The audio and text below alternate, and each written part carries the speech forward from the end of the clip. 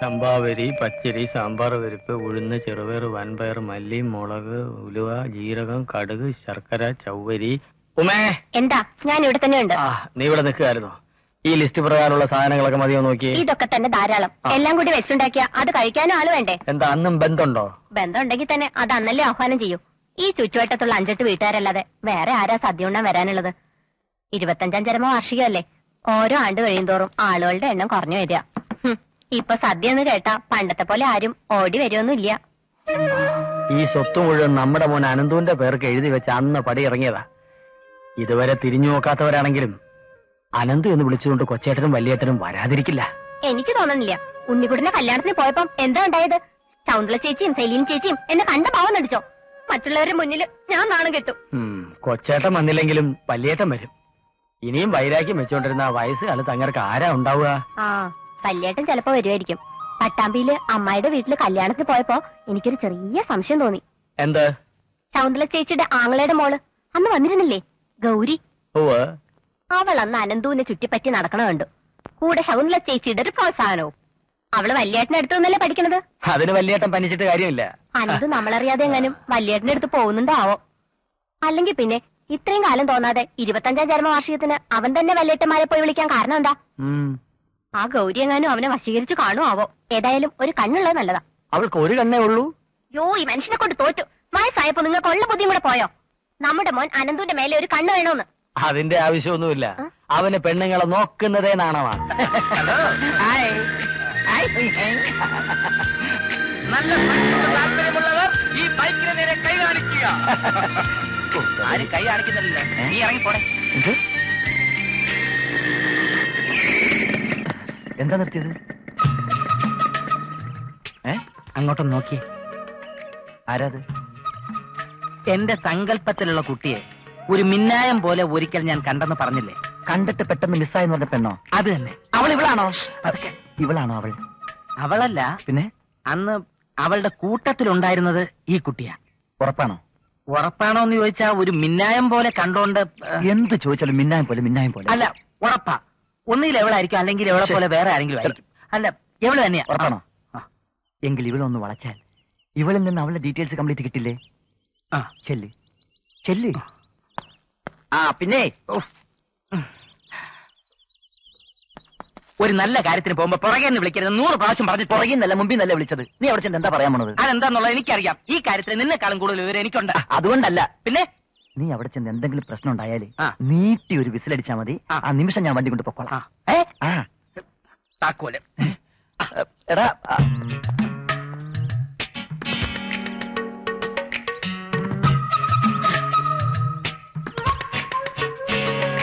അതെ, 10-20 ഒരു limited stop ഉണ്ടായിരുന്നു. അത് പോയോ? അല്ല, വല്യപ്പനെ തെക്കോട്ട് പോകാനുള്ള വണ്ടി ഉടനെ വരുമെന്ന് പറയായിരുന്നു. എനിക്ക് വടക്കോട്ടാ പോണ്ടത്.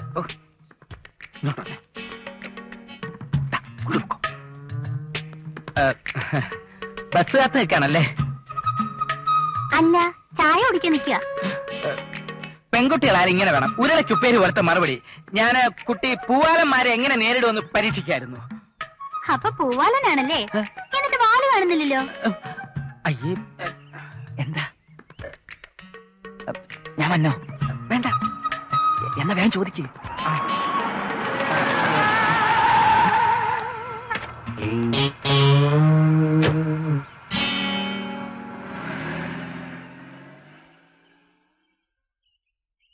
മോനെ ഇതുവരെ കണ്ടില്ലല്ലോ. അവൻ കൂട്ടുകാരെ ആരൊക്കെയോ ക്ഷണിക്കാനുണ്ടെന്ന് പറഞ്ഞു പോയതല്ലേ? എന്നാലും രാവിലെ നീ ഗൗരിയുടെ കാര്യം പറഞ്ഞപ്പോ മുതല് എനിക്കൊരാദി. അവൻ അവളെ കാണാനെങ്ങാനും പോവോ? പോവില്ലാന്ന് ചേട്ടൻ തന്നെയല്ലേ പറഞ്ഞത്? അതെ, അവൻ പോവില്ല. എന്റെ മോനാ. അല്ല, അവനെ വളർത്തിയ ഞാനാ. ഇങ്ങനെ ഒരു തിരുത്തലിന്റെ ആവശ്യമുണ്ടോ? അവൻ നമ്മുടെ മോൻ തന്നെയാ. ഞാൻ പ്രസവിക്കാത്ത നമ്മുടെ മോൻ. കയ്യിൽ കിട്ടിയ നിമിഷം മുതല് സ്വന്തം കുഞ്ഞായിട്ട് തന്നെയല്ലേ ഞാൻ അവനെ വളർത്തിയത്. അല്ലാന്ന് ഞാൻ പറഞ്ഞില്ലല്ലോ. പക്ഷേ ഒരു നിമിഷം ഞാൻ പഴയതൊക്കെ ഓർത്തുപോയി. പ്രസന്ന ചേച്ചി മരിക്കുകയും പെൻഷൻ പറ്റി വിശ്വംഭരൻ ചേട്ടൻ ഈ നാട് വിട്ടു പോവുകയും ചെയ്തപ്പോഴാണ് എനിക്കൊരാശ്വാസമായത്. പക്ഷെ ഇപ്പൊ ചില ഗൂഢാലോചനകളുമായി വല്യേട്ടൻ ശകുന്തളയെടുത്തി അവന്റെ പുറകെ കൂടിയിട്ടുണ്ടെന്ന് അറിഞ്ഞപ്പോ എനിക്കൊരാശങ്ക. പണത്തിനു വേണ്ടി എന്തും ചെയ്യാൻ മടിക്കാത്തവരാണ് ശകുന്തളയെടുത്തിയും കുടുംബക്കാരും. അവരെങ്ങാനും അനന്തുവിനെ മയക്കിയെടുത്താൽ നമ്മുടെ ഗതി എന്താവും? ആ ഗൗരി എന്തായാലും നമ്മൾ അന്യരായിട്ടേ കാണും. അവൾ അനന്തുവിനെ നമ്മളിൽ നിന്ന് അകറ്റിയാൽ നമ്മൾ പെരുവഴിയിലാവും. അനന്തുവിന് പ്രായപൂർത്തിയാകുന്നത് വരെ ഈ സ്വത്ത് കൈകാര്യം ചെയ്യാനുള്ള അധികാരമേ നമുക്കുള്ളൂ. പിന്നെ അവനെ മയക്കാൻ വരുന്നവൾ ആരാണെന്ന് എനിക്കൊന്ന് കാണണം. നമ്മൾ പറയുന്ന പെൺകുട്ടിയുടെ കഴുത്തിലല്ലാതെ എന്റെ മോൻ താലി കെട്ടില്ല, അതെനിക്ക് ഉറപ്പാ. ആ കാറുകാരന് വരാൻ കണ്ട ഒരു സമയം, അവളുടെ ഫുൾ ഡീറ്റെയിൽസ് കളക്ട് ചെയ്യാനായിട്ട് എല്ലാം പ്ലാൻ ചെയ്തിരിക്കുമ്പോഴാ ചത്ത വെച്ചിട്ട് ജാഥ എഴുതിയിട്ട് എന്താ കാര്യം? എടാ, കൂട്ടുകാർ ഇത്രക്കാരിയാണെങ്കിൽ നിന്റെ മനസ്സിൽ ഫ്ലാഷ് പോലെ മിന്നായില്ലേ, അവൾ എത്ര കാര്യായിരിക്കും? വിട്ടേളാ. എത്ര കാര്യമാണെങ്കിലും അവളെ വിട്ടുകളയാൻ മനസ്സ് അനുവദിക്കുന്നില്ല. റെഡിമെയ്ഡ് ഷോപ്പിൽ വെച്ച് അല്പനേരവേ കണ്ടുള്ളൂവെങ്കിലും അവൾ എന്റെ മനസ്സിൽ നിന്നും മായുന്നതേ ഇല്ല മണിയാ. ഓ, ഇത്രക്ക് സൗന്ദര്യവും ചാരുതയും ഉള്ള സ്ത്രീയാണെങ്കിൽ അവൾ എങ്ങനെ ഇരിക്കുന്നെന്ന് പറ. അവൾക്ക് അത്രയ്ക്ക് സൗന്ദര്യമുണ്ടെന്നൊന്നും ഞാൻ അവകാശപ്പെടുന്നില്ല. പിന്നെ ഈ സൗന്ദര്യം എന്ന് പറയുന്നത് മറ്റൊരാൾക്ക് വിശദീകരിച്ചു കൊടുക്കാൻ പറ്റുന്ന ഒന്നല്ലല്ലോ. അവളുടെ ഏത് ആസ്പെക്ട് ആണ് എന്നെ ആകർഷിച്ചെന്നും പറയാൻ പറ്റുന്നില്ല. എന്നാ പിന്നെ ഞാൻ വെറുതെ മെനക്കെട്ടിട്ട് കാര്യമില്ല. കണ്ടുപിടിക്കും. എന്താടി? എന്ത് ത്യാഗം സഹിച്ച് ഞാൻ കണ്ടുപിടിക്കും. ലോകത്തിന്റെ ഏത് കോണിൽ പോയി ഒളിച്ചാലും ഞാൻ കണ്ടുപിടിക്കും. ഇവൻ ആരെ കണ്ടുപിടിക്കുമെന്നാ പറയുന്നത്? വല്യേട്ടന്റെ വീട്ടിലെ പെണ്ണിനെ തന്നെ ആണോ? അതിന് അവൾ എവിടെയെങ്കിലും പോയി ഒളിച്ചോ? ആ, ഒന്ന് പോയി നോക്കാം. വന്നേ. കണ്ടുപിടിക്കും, കണ്ടുപിടിക്കും, കണ്ടുപിടിക്കും. അനന്തു മോനെ, അനന്തു. എന്താ അമ്മേ? മോൻ എന്തോ കണ്ടുപിടിക്കുന്നൊക്കെ പറഞ്ഞല്ലോ. എന്തോ സാധനമാ മോനെ അത്? സാധനോ? ആ, നീ കണ്ടുപിടിക്കും നിലവിളിച്ചല്ലോ. ആ, അതോ? ആ. ഞാനൊരു നോവല് വായിച്ചതാ. ഡിറ്റക്റ്റീവ് നോവൽ അതെ. വായിച്ചിരിക്കും. കുറ്റവാളി എവിടെ പോയി ഒളിച്ചാലും താൻ കണ്ടുപിടിക്കുമെന്ന് ഡിറ്റക്റ്റീവ് സോമസുന്ദരം പറയുന്ന ഭാഗം. അത് അത്രേ ഉള്ളൂ. നീ ആ സോമസുന്ദരത്തിന് അച്ഛന്റെ അടുത്തേക്ക് വിടുമോനെ. പണ്ട് ഞാൻ ഉടുമ്പൻചോല സ്റ്റേഷനിൽ ഇരിക്കുമ്പോ FIR-ൽ ആത്മഹത്യയാണെന്ന് ഞാൻ തന്നെ എഴുതി തള്ളിയ കേസ് ആ. ബ്ലഡ് ടെസ്റ്റിന്റെ റിസൾട്ട് വെച്ച് ഞാൻ തന്നെ കൊലപാതകമാണെന്ന് തെളിയിക്കുകയും തദ്വാര. ആ, മതി പഴപുരാണം. അവൻ കിടന്ന് ഉറങ്ങട്ടെ. ബാക്കി എന്നോട് പറ. ആ, അതെ മോക്കട ഉറങ്ങിക്കോ. ആ. ഉറങ്ങുമോനെ. എന്നിട്ട് ഡെഡ് ബോഡി പോസ്റ്റ്മോർട്ടത്തിന് അയച്ചു ഞാൻ. പക്ഷെ ഒന്ന് നിർത്തോ, വർഷം കുറെ കേൾക്കാൻ തുടങ്ങിട്ട്. ഒരിക്കൽ കൂടെ കേക്കടി.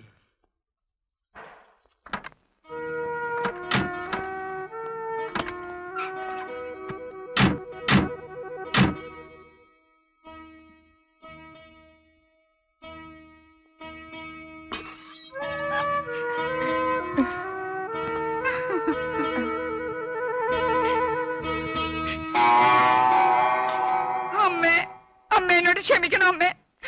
ഓരോ ആണ്ടിസാത്തം വരുമ്പോഴും അമ്മ എന്റെ സ്വപ്നത്തിൽ വന്ന് ശൗന്തളയെ ശൗന്തളയെന്ന് വിളിക്കാറുണ്ട്. അന്നൊന്നും ഞാൻ ഇങ്ങോട്ട് വരാതിരുന്നത് എന്റെ തെറ്റുകൊണ്ടാണമ്മേ. അമ്മേ, അമ്മേ മോളോട് ക്ഷമിക്കണം അമ്മേ. അമ്മേ, അമ്മേ, അമ്മേ, നീ ചേച്ചിയോട് ക്ഷമിക്കണം മോളെ. നിന്നെ ഒന്ന് കൺകുളിർക്കെ കാണാനും ഉള്ള തുറന്നൊന്ന് സംസാരിക്കാനും ഞാൻ എത്ര പ്രാവശ്യം ശ്രമിച്ചതെന്നറിയോ? അന്നൊന്നും ഈ ധനേട്ട സമ്മതിക്കില്ല. അത് പറഞ്ഞ് ഞങ്ങൾ എത്രയാ വഴക്ക് കൂടിയിരിക്കുന്നറിയോ? ചേച്ചി കരയാതെ ചേച്ചി, അതൊക്കെ പോട്ടെ. ചേച്ചി കരഞ്ഞോ ഞാനും കരയും ചേച്ചി. അയ്യോ എന്റെ പൊന്നു മോളെ, എനിക്ക് സഹിക്കുന്നില്ല. അയ്യോ അയ്യോ അയ്യോ എന്റെ പൊന്നു ചേച്ചി. ഒന്ന് നിർത്തൻ ശകുന്തളെ, നാട്ടുകാർ ഓടിക്കൂടും. ഞാൻ പിന്നെ എന്റെ സങ്കടം എങ്ങനെ തീർക്കും? എനിക്ക് സങ്കടമില്ലായിട്ടാണോ അന്ന് ആ കള്ള വക്കീൽ ധർമ്മപാലന്റെ വാക്ക് കേട്ടല്ലേ നമ്മൾ ഇവിടെ ഇറങ്ങിയത്? പിന്നെ നിങ്ങളെയൊക്കെ എങ്ങനെയാ ഫേസ് ചെയ്യുന്നത് എന്ന് വിചാരിച്ചാ വരാണ്ടിരുന്നത്. എന്റെ മോൻ വന്ന് വല്യച്ചാന്ന് വിളിച്ചപ്പോ സകല നിയന്ത്രണവും വിട്ടുപോയി. ശകുന്തള കണ്ടതല്ലേ അന്ന് രാത്രി എന്തെല്ലാം ഓർത്ത് എത്രയാ കരഞ്ഞത്. പിന്നെ ഒരു കിടക്ക മുഴുവനും നനഞ്ഞു പോയില്ലേ? എവിടെ എന്റെ മോൻ? അവന്റെ കാര്യമൊന്നും പറയാതിരിക്കാ ഭേദം. വീട്ടിൽ ഒരു നിമിഷം ഇരിക്കില്ല. ഏതെങ്കിലും ഫ്രണ്ട്സിന്റെ വീട്ടിൽ കാണും. കുട്ടികളെ അങ്ങനെ കയറൂരി വിടരുത്. ചീത്തയാകാൻ അധികം സമയമൊന്നും വേണ്ട. അങ്ങനെ എന്തെങ്കിലും സംഭവിച്ചാൽ പിന്നെ നമ്മൾ ജീവിച്ചിരുന്നിട്ട് കാര്യമുണ്ടോ ശകുന്തളെ? അത് ഓർക്കാൻ കൂടി വയ്യന്റെ പൊന്നെ. അവന് സത്യപാലനോട് വിരോഹം തന്നെ ആവും. അതാ മുറിയിൽ നിന്ന് പുറത്തിറങ്ങാത്തത്. ഇടാ സത്യ, വല്യേട്ടൻ വന്നടാ. അയ്യോ ചേട്ടൻ ഇവിടെ ഇല്ല. ചേട്ടൻ ഇവിടേക്ക് വേണ്ട പലചരക്ക് സാധനങ്ങളൊക്കെ വാങ്ങാൻ പോയിരിക്കുക. പിന്നെ ചേട്ടന് നിങ്ങളോടൊന്നും ഒരു വിരോധം ഇല്ല കേട്ടോ. നിങ്ങൾ വെറുതെ കൊനഷ്ടൊന്നും ആലോചിക്കണ്ട കേട്ടോ. ഇവളെ മനസ്സിലായോ ഉമ്മയ്ക്ക്? ഇല്ല. ആ ഗൗരി. Good morning. മിടുക്കിയ. ഇവളുടെ ആങ്ങളുടെ മോളാ. ഞങ്ങളോട് തന്നെ ഇവള്. അനന്തുവിന് ഇവളെ കണ്ടപ്പോഴേ അങ്ങ് ഇഷ്ടായി. അതെ, അനന്തു അവിടുന്ന് പോരുന്ന വരേക്കും രണ്ടാളും കൂടി എന്തായിരുന്നു ഒരു മേളം അല്ലേ?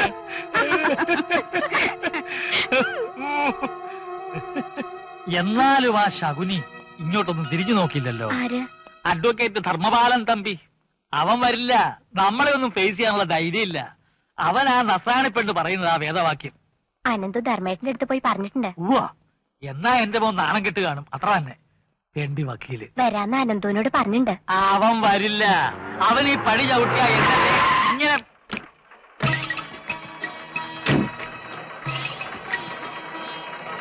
വന്നല്ലോ.